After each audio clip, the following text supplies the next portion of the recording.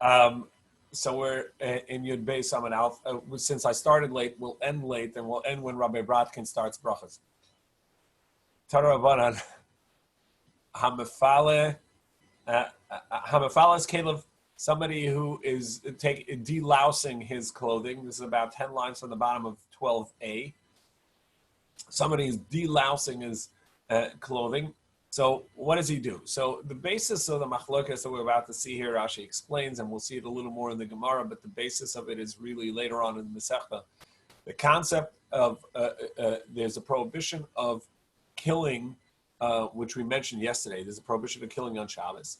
And as the Mefarshim explained, the Gemara says that it has to be kederech zachar and nekeva, that its procreation is in the same manner as zachar and nekeva, a male and a female, which means that the procreation happens in a visible and possible way. Lice and other creatures like that, which when they start are microscopic or too small to really be seen by the naked eye, don't count as live beings. For instance, dust mites. We know dust mites. We now know that dust mites are regular creatures like flies, but nevertheless, or bees, but nevertheless they're too small to be seen, and therefore don't have a halachic status of being alive. Similarly, certain type of lice, and there were two types of lice. Tessus brings them over here. One was a parush, and one was a kina, and there's machlokas Rabbeinu Tam and the other Balei Tosas of which one is which. But either way, one of those are too small to be counted as when they're born. They're too small to be counted as in existence in the world, and therefore are considered to be spontaneous generation. And as such, the halacha is that biblically allowed to kill that because that's not part of it doesn't have the same status of being alive. It's more in the classification of a dust mite. Nevertheless, rabbinically, midrabbanan, you're not allowed to kill them. So the Gemara says, "Hamafales kelev moilil v'zorik." You're allowed to take once you take a louse off of your clothing. You're allowed to rub it with your fingers gently, v'zorik, and throw it. But you have to make sure not to kill it. But you're allowed to rub it, even though there's a possibility you may end up killing it if you're rubbing it with your fingers. But you're trying to make sure it doesn't, when you throw it away, it doesn't jump onto another clothing or another person. And so you first rub it with your fingers, so that as you do that, you're hopefully weakening it and not allowing it to jump further. So Moila v'Zerik but you have to make sure not to kill the creature. The Rabbanan, however, no, you take it off and you toss it as is. You can't even rub it a little bit because maybe you're going to kill it, because he holds that it's a Torah prohibition to kill it, and therefore he doesn't allow to toss them. To rub them. You can only toss them. Amar Avuna halacha, but the halacha is moila v'zorik. You're allowed to rub it because if it dies, it's going to be rabbinic, and you don't intend to do it, so it's going to be double rabbinic, and so it's going to be mutter in order to make sure that it doesn't jump onto something else. V'zorik v'zeu kavod, and this is the proper honor, meaning it's a respect to others, and that it not jump onto other people's clothing. V'afilu b'chol, and this is the proper way to do it, even in the weekday. Rabba mekateiluhu, v'Rav Sheshes mekateiluhu. But however, Rabba and Rav Sheshes would kill them, and Rashi says even on Shabbos, in order to make sure that it doesn't jump further onto somebody else, they would actually kill it. Lechatchila. Not just rubbing it, and then if it dies, it dies. They would go ahead and kill it. So I have a question, because it seems like if you're going to roll it between your fingers like that, the whole intent is to break its legs or break its body or something. And if you do that, it's inevitable that the thing is going to die. Right, for sure. Yeah, it may lose. When you take it off the clothing, it's living off of the human sweat and human body, and when you take it off the clothing, it's not, unless it finds another place to go. It's gonna, it's not gonna live. That's absolutely true. But that's not a direct death. You can't kill it on Shabbos, and if it dies because you starved it of its sustenance, which is living on a human scalp or a human body, that's not killing it. I mean, it is murder in the sense of you did that to a human, you locked them down and held them back. That even if it's indirect in the sense that you, and the same for we'll see when we get to the bavas, you do that to an animal. It's your action, but over here, we're not worried about the poor louse dying. It's a pretty lousy thing anyhow. But Michael, you got that? You didn't smile. Very predictable. All right, fine. Keep going.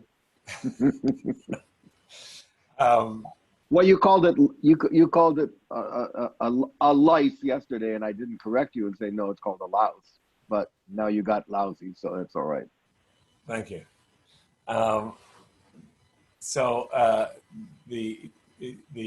not worried about actually it dying. We're more worried about you doing the act of killing it, and the grama, the causing of its death, is not going to count on Shabbos. That's not what we're worried about. We're worried about you actually killing it. And that, the Gemara says that even though Abba Shaul holds that it's prohibited, and we see Rabbah and others would actually kill it outright. So even though it's an inevitable consequence, we're treating it differently. Yes, inevitable consequence is not the action itself. I think the issue is, John, I think the issue is, like Rabbi Fischer was saying earlier, it's not considered a being. Now, even according to the opinion that it's a being, even the opinion that it is a being, that's what Abba Shaul is saying. You can toss it away. The death is then coming by lack of nutrients. You're not actually doing something to actively kill it, which is inevitable. You're minimizing its ability to find sustenance, which is therefore it'll die.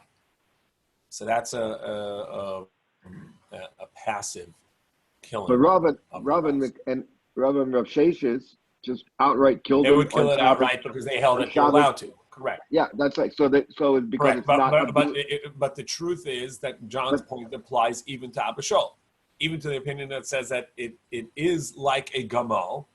It's like a camel, and just like a camel, you can't kill a louse, but you can toss it, even though that you're weakening it, and even though that it's not going to have sustenance, and even though that it's likely to die.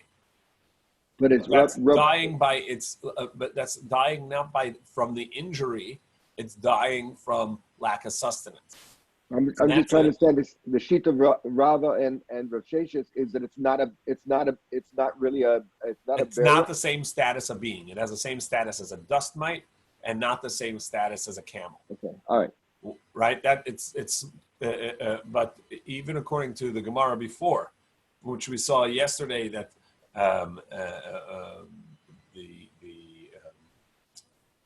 the opinion of some, such as Rabbi Eliezer and others, is that a camel is a louse is the same as a camel, and you can't kill lice just as you can't kill full-grown, full-size animals, and yet you can take it off the clothing and toss it, and if not for the chance that you're going to kill it, you can even be moilil, rub it, and the reason is because the lack of sustenance is a natural process death of it not having its sustenance. That's a secondary effect of you of what you did, but you're not actively killing it, and that's the reason that it's going to be fine. So I could see that if we were just saying take it off and throw it away, but the fact that you roll it between your fingers or squish it or something like that, to me, that puts it in a whole different... Yeah, but it's not dying from the injury. If it died from the injury, you would be right. It's not dying from the injury. It's dying from it not being able to sustain itself. That's a secondary grama, right? I'm causing like it would be able to sustain itself if it could jump onto somebody else. Right. I'm causing an injury, which then doesn't allow it to sustain itself, and it's going to take the natural course at that point of, if it can't eat, it can't attach itself to another human body, it's going to die. Indeed, but that's secondary, and of course, in with a human or a full size animal, that would be different. Over here, we don't really care about the louse dying. We want it dead for the public health and for the individual's health. We just don't want you to actively kill it, and so that's not going to be an actively killing. Okay. Rava shadilu lakana namaya. Rava would toss it into a bowl of water. Amar luhu Rav Nachman labanate ketula, kill him. Ashmina lekola desengosi. And I'm gonna hear the cry of my enemies. Tana b'Shimon Elazar I mean hagina samacholas b'Shabbos divrei Rabbi Shammai. B'Shammai said Rabbi Shimon Elazar said that the B'Shammai holds you cannot kill a louse on Shabbos. Mishil Matir, Mishil say you're allowed to. V'chenar B'Shimon Elazar Oimei Mishum Rishim Gamliel Ein Mishatchen Satanekes Laris.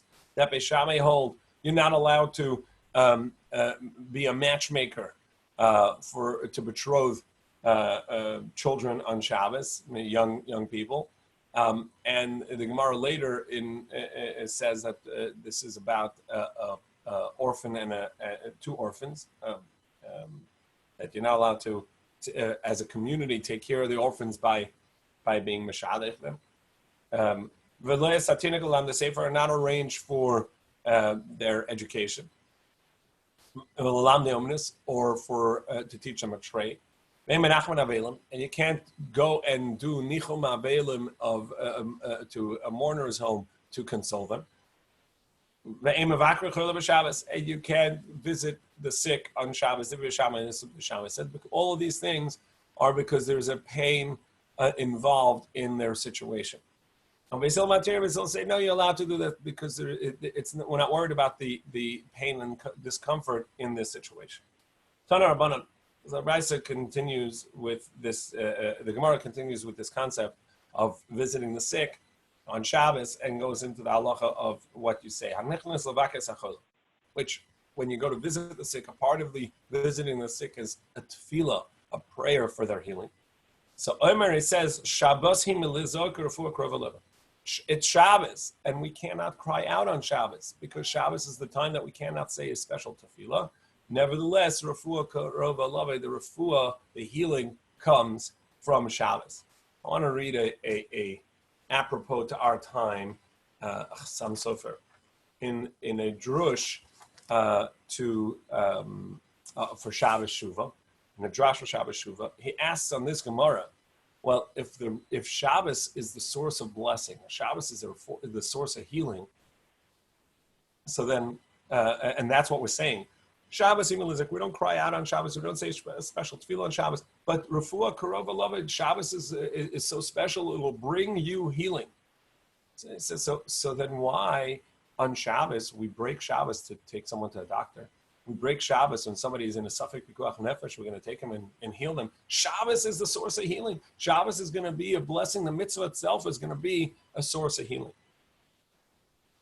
So he says, Ha'ikr, this is an important foundational point. It's an ikr. This world, the physical existence we have, is not in the hands of mitzvahs. No, that's for the world to come. But for the living of this world, the Torah says, and you must live through the laws of the Torah. Not allow yourself to die through them. This world is dependent upon the actions of a human. Lasik berufus, take care of healing himself, v'hatzalas, and saving others, v'minhag shalom, in the manner with which in the world is running. Ach refu v'hatzalah ha'atoli b'dei HaKadosh Baruch Hu gegun l'spalu, but davening for someone, because that's in the hands of Hashem, and we're asking Hashem to heal them. El Hashem, to pray to Hashem, she'irape ha'chol. That's the healing, the prayer that we say. Even though, of course, prayer works, and we test and we know, that's already in the world to come. So he says, we cannot say a tefillah on Shabbos. Prayer is asking Hashem to heal it. That's a spiritual source of healing. That part, we say, on Shabbos, I can't daven, because Shabbos is the source of healing itself. So if I daven, I'm saying Shabbos doesn't have the power and the merit to heal you. So we don't call out. We say Shabbos itself is a healing. But as far as in the world, in this world, we have to take care of ourselves. And the same as in our situation now. We say, look, we're davening. Maybe we should go and get together for a minyan, because davening is we know that prayer works, and the prayer is better, and davening is better if we go to shul. And Allah says no. Of course, prayer has a power, but that's a spiritual power. We have to first and foremost do the physical power of healing, do the hatzalah, do what's right, which we're doing by quarantining, by social distancing, by keeping ourselves following v'rape urape, as the Torah says, follow the advice of the doctors and live in v'chai behem, the way by keeping ourselves alive. And but on Shabbos, which would be a source of kedusha, and can then sustain a person, nevertheless, we say we cannot daven for a chola on Shabbos. We rather say Shabbos itself is a source of yehilah. Just to bring it back to the sugya, I heard several years ago. I heard Victor Miller, Tzaddik Bracha.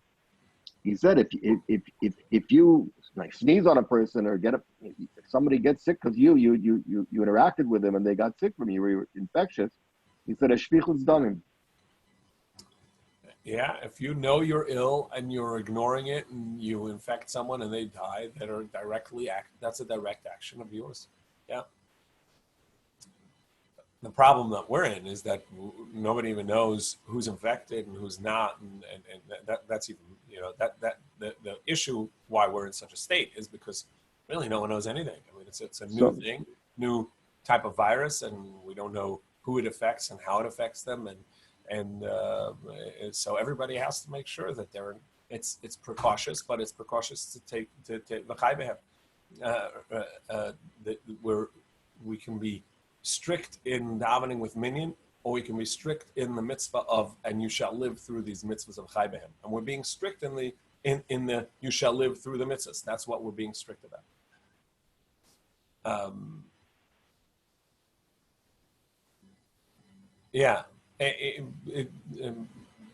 Somebody wrote on the chat the same thing, that if you violate the isolation, it's shvichus damim. It's a potential, right? It's a suffix of shvichus damim, because you know that this is going around. Generally, if you don't know that you're ill, so there's nothing to do. Over here, you know that there's something going around, and that it's dangerous to some people, and you're ignoring the advice of the medical field. That would be equivalent to taking someone else's life in your chances. That's obviously a form of shvichus damim. Rameh says that what you say is that you're allowed to pray and say for the person, because it's a form of saving them from being in pain on Shabbos, in angst. Rabbi Yehuda would say Hashem should have compassion on you, on the ill of Yisrael. Rabbi Yossi would say Hashem should have compassion on you amongst other Jews. And Rashi says the idea of this prayer, and we say this, b'toch sha'ar choli Yisrael, in the midst of all other ill in Yisrael, is because when you pray for an individual, their merits may not be there. But if you pray for an entire community, for sure there are merits. If you say, heal this community, and amongst them, so-and-so, so then it's not on the basis of their individual merits, but on the communal merit. And the communal merit is always stronger. I forget who it was. One of the Gedolim in the past, not too long ago, he told people that he didn't want them. He was sick, and he told them he didn't want them davening unless they said "B'sof shach v'le'Yisrael." He did for him himself. He didn't want anybody to daven. Yeah, this is this Gemara. Shavna Ish Yerushalayim. It's interesting. Tues says can't be that his name was Shavna because in Tanakh we have a person Shavna who was an evil person. Reed disagrees with Rabbeinu Tam and says no, actually there were two Shavnas and one may have been good, or who says that you can't name for someone who has a bad name as long as it's a good name. Either way, Shavna Ish Yerushalayim, Shavna of Yerushalayim, and Tues, according to the opinion, it says that it couldn't be the name, says it was Shachna. So Shavna Ish Yerushalayim, he would say when he would visit, B'knisasi Omer Shalom. When he came in, he would say peace, meaning like we saw the other day, that it's the name of Hashem, a blessing to you. And when he would leave, he would say Shabbos Imilizok, it's Shabbos, and therefore we cannot cry out, we cannot say tefillah. Refuah, Karavelavan, and the refuah, the healing is soon to come from the merit of Shabbos itself. V'racham of merubim, and his compassion is great. V'shavtu b'shalom, and you shall rest in peace. Meaning the Shabbos that you have should be in peace. So we have all these versions of what people would say when they the Chachamim would say when they came to visit a sick person on Shabbos. We have a statement from Rabbi Chanina. What is this statement like? Somebody has an ill person in his house. When he prays for them, the tefillah should be amongst the other people of Israel. Come on, Rabbi Yossi, like Rabbi Yossi just said before, as we explained, because that communal merit is greater. It's only with great difficulty that they allowed to visit, the Chachamim allowed to visit a sick, or to visit and console a mourner on Shabbos. It's because they are in pain and you want to enhance their Shabbos. But generally, you don't do that because you're diminishing the joy of your own Shabbos.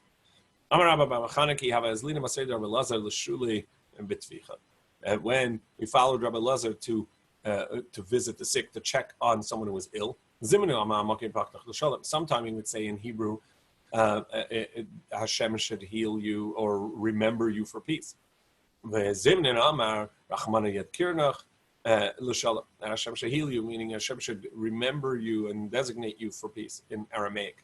He said, how can you say it in Aramaic? Because you don't pray in Aramaic. A person should never pray in Aramaic. And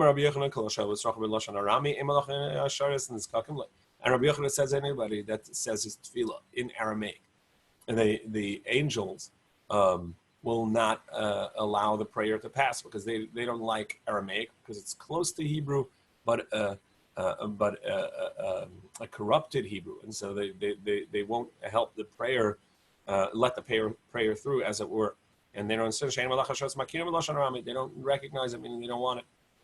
So when you're in the home of an ill person, the Shekhinah is there, and so it's not a problem that you are you're davening in Aramaic. The angels can't block it because the Shekhinah is right there. How do we know? How do you know that the Shekhinah is what's supporting the ill person?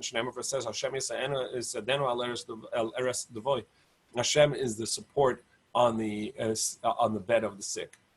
Indeed, we learn somebody comes in to visit the sick, and their beds used to be close to the floor, so you can't sit up on a bed, and not on a stool. Rather wrap yourself in your talus and sit down on the ground because the Shekhinah is at the head of the chola. In fact, Kivega here on the side points out that Rashi in Chumash says that it says that Yaakov Avinu bowed when he saw Yosef. He bowed to the head of his bed, because that was the Shekhinah was there, the head of the bed, and he was thanking Hashem for the opportunity to see Yosef. Shenem Hashem Yisadenu Al Eretz Zeba, as it says, Hashem supports the bed of the sick. Amar Ravin. How do we know Hashem sustains, feeds the ill person?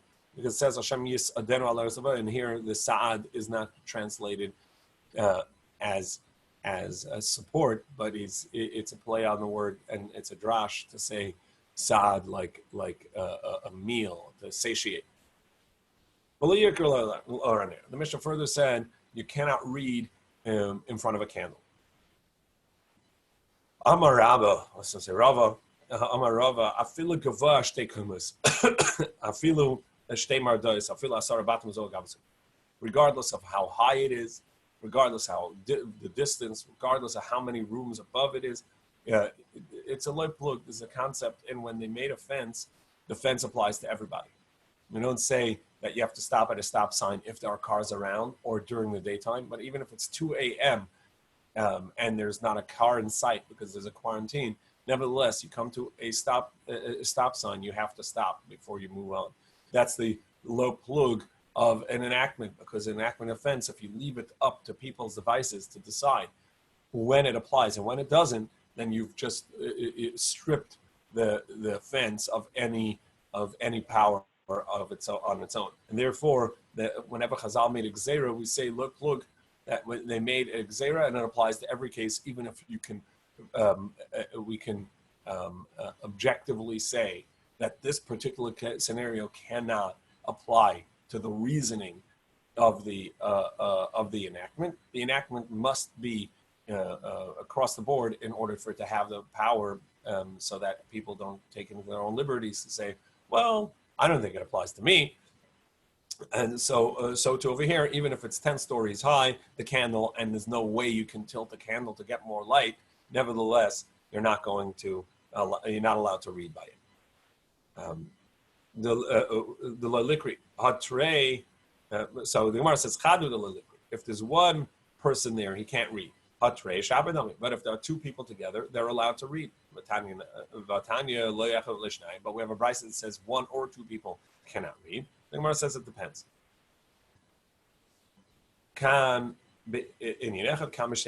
If two people are reading out of the same book or the same topic, so that when one person leans, wants to grab the candle in order to bend it to get more light, the other will say, "Hey, it's Shabbos," and remind him.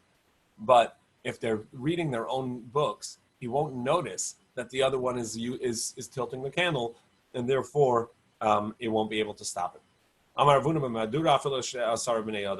If it's a center flame, it's not just a candle, but it's a fire, a larger fire, then you're not allowed to, because even multiple people can't read, because it's a large fire, people are sitting around it, and one person could be closer and reach in and push that log back in even before others can stop and remind them that it's Shabbos. Amar Rava, im adam chashavu, if he's a person that typically would not touch the fire himself, it would have his servant do it on Shabbos. So therefore, we don't have to be concerned that he's going to change, that he's going to move the flame on Shabbos, and so he's allowed to read. We have a question, but we see Rabbi Shmuel, who was an Adam Chashav and had servants, and nevertheless he considered it a prohibition for himself. As we see that it says, Rabbi Shmuel said, Rabbi Shmuel ben Elisha said, Ani ekra v'lo ata.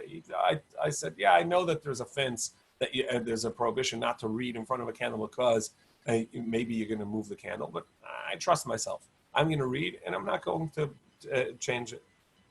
And this is one time he read, and he almost did. He grabbed the candle. He was ready to do it. He says, how great are the words of the Chachamim. Said that you should not read by a candle. Rabbi Nosson says actually it wasn't that he almost did. He did.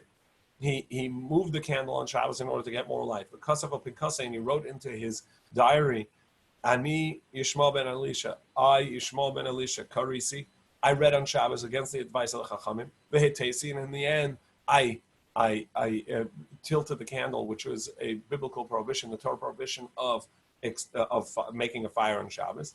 And speedily in our days, when Beis Hamikdash is rebuilt, I will bring a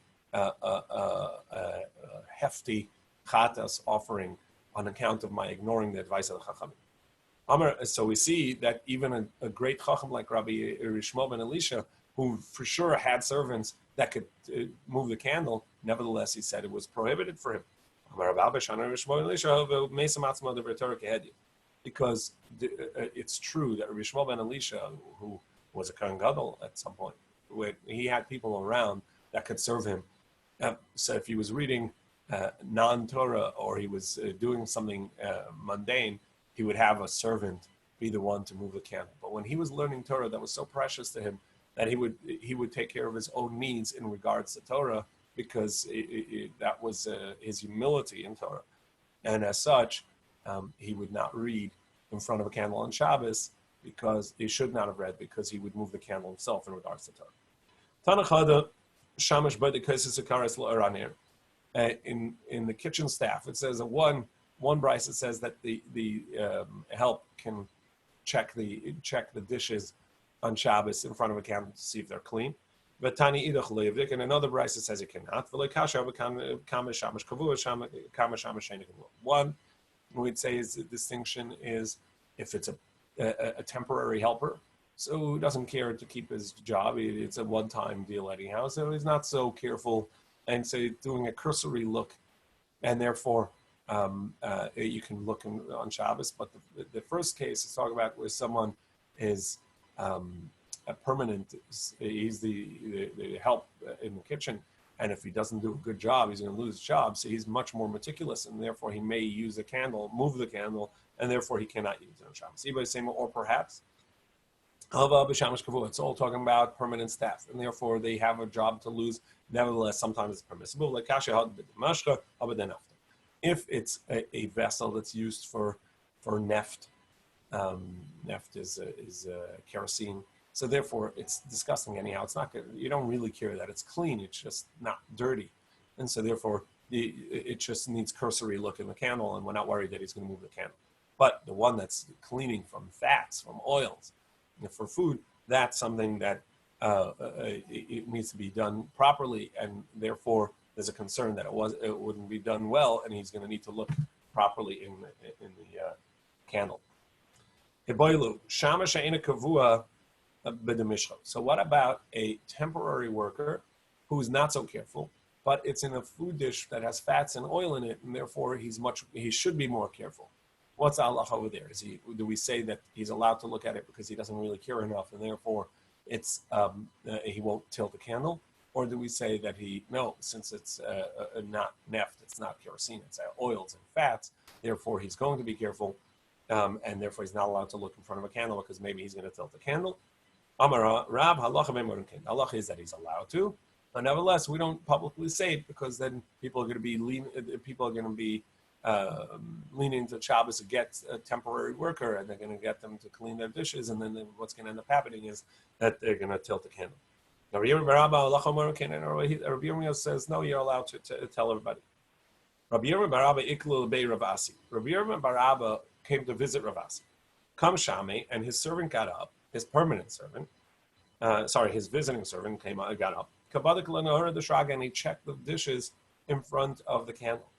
Amra le debitu, Omar le avarachi. So Rav Asi's wife said to him, he's going against your ruling. You rule that you're not allowed to do it. Amalei Shavke said, leave him. Karabi Srili, he follows his teacher, which is Rabbi Yirmiyah bar Abba, and that's fine. But Emes Amra Achazan, and the Mishnah said, but in truth we said that in front of a teacher, then we allow him to read. Va'amris Reisha Roya. But in the beginning it says that the teacher is allowed to look himself and look in where the children are reading. My lavler, Chris, wouldn't be to read, but it's just somebody who knows the parsha. He just needs to look at the beginning, and then he'll be able to complete it. So he's just looking at the beginning of that parsha to see, this week is Vayakel. So here's how it goes, and he can then review it without actually looking inside.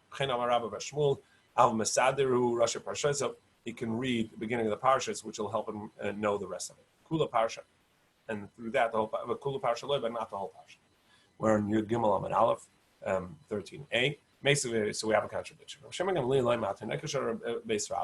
The children in the school in front of the Rebbe, they would read the parsha, and they would read in front of a candle. So Iba is saying Rosh Parsha. As if you want that, we can say that they were reading the beginning of the parsha, but not the whole reading. Again, and just to remind themselves, and they knew it by heart. Iba is saying, well, perhaps children in a classroom are different. Because the fear of their teacher is upon them, and then never reach the candle and tilt it. As Rashi says, because of children in a classroom would never move their hand for anything, even on a weekday, never to touch something without permission of their teacher. Oh, the good old days, Rabbi Skolnick, right? When children didn't move in the classroom and you had a ruler that you were able to use on their fingertips. And now, look at you. You have to, well, actually now they're in their own parents' home and you could just teach them. Don't care what they touch. All right.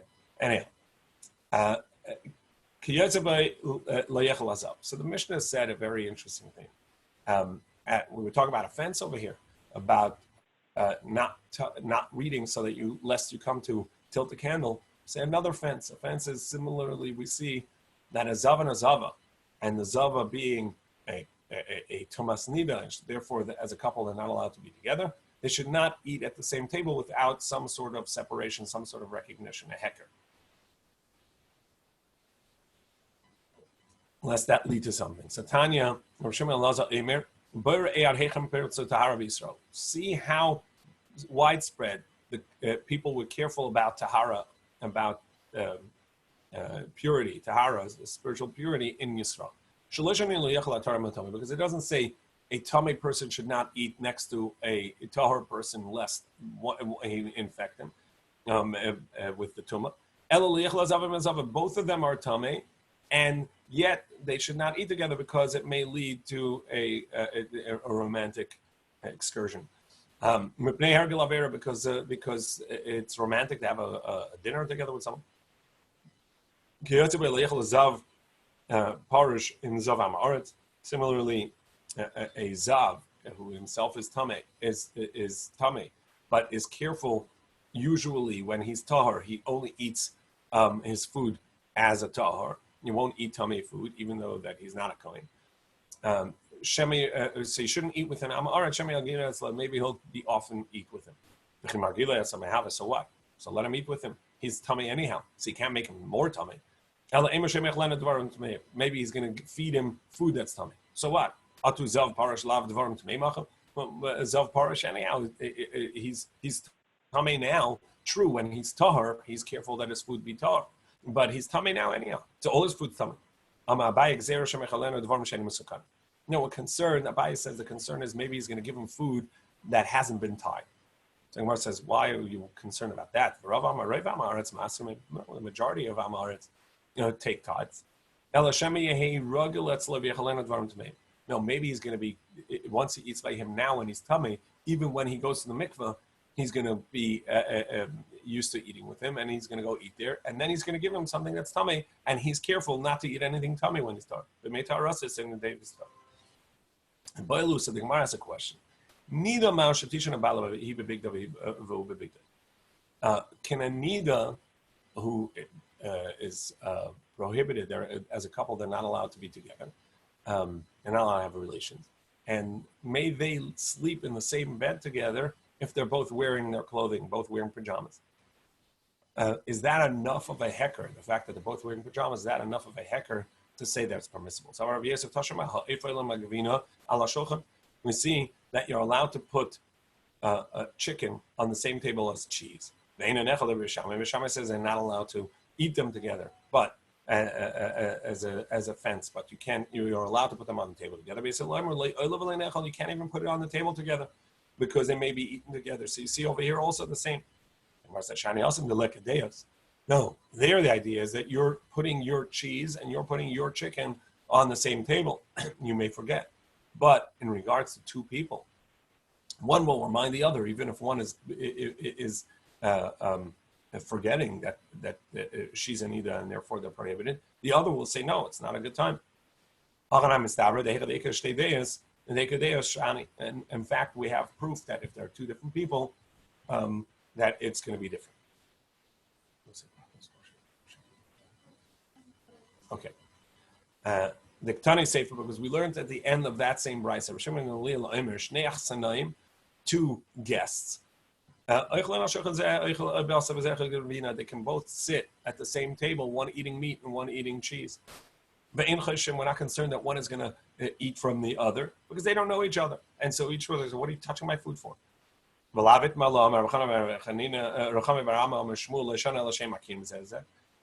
but over there we said it's only because they don't know each other. But if they know each other, then maybe one will pinch from the other and say, hey, not even ask you, just take a little bit out of their cheese, not realizing. And so over here, where a husband and wife they know each other, right? So therefore, it's a problem. The Gemara says, what are you talking about? There, the reason is because there's no separation between them. There's no difference. Nothing's distinct. You haven't done anything different than you would on a regular meal, and they know each other. Over here, there's two people, so one could remind the other, and they're sleeping in a different manner than they usually would because they're clothed. Some say this is the Kamara. Say this is the Sugya of the Gemara. Rabbi Shimon Gamliel says the two guests are allowed to eat meat and one eat meat and one eat cheese at the same table. And Shmuel said, that's only if they don't recognize each other, meaning they don't know each other, and so therefore we're not afraid that one's going to take food from the other. But if they actually know each other, we're concerned that one is going to just take a French fry from the other's plate, and he's milchig in the other's plate.